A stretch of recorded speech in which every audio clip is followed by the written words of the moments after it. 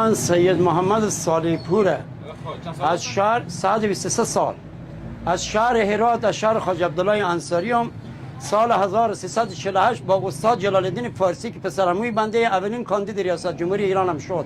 اما چون که از سوی شیخ علی تهرانی گزارش شد که اینا از هرات آمدن، منحل شد به جایزه سید ابوالحسن بنی صدر شد. از اون زمان من شروع کردم به شعر و عرفان تا امروز علمای عطارد، زحل، نپتون، پلاتون، اورانوس، زهره، مشتری، مریخ، سایبری، الکترونیک، هوافضا، دیجیتال، خردل، پلاسما، اتم، کلوفرنیوم یک شاخه. علوم کیمیا، لیمیا، سیمیا، هیمیا، ریمیا، شیمیا.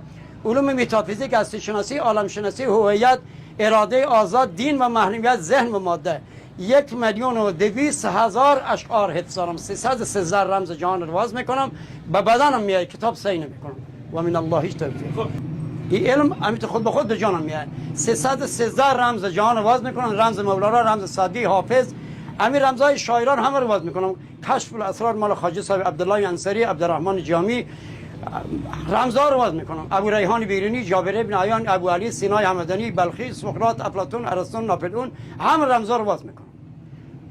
از محبت استخوانم شد سفید، قفل عشق را محبت شد کلید. راهنمای مجنونوار اندر سفر، از فراغ روی تو صبح هم دمید. محبت جام محال ریز دارد، محبت خنجر خون ریز دارد. هر آن که کاش به دل تخم محبت، زنا من زنگ خود پرهیز دارد. محبت جامی است که از وی هر کی می سوزد، نه ظاهر می شود آتش، نه بالا می رود دودش. عقل ملاطون در عاشق مجنون کند، از خاک خود بیرون کند با ملک ویرانم. الهی عنایت ز ما مگیر، که هستی علی کل شیء.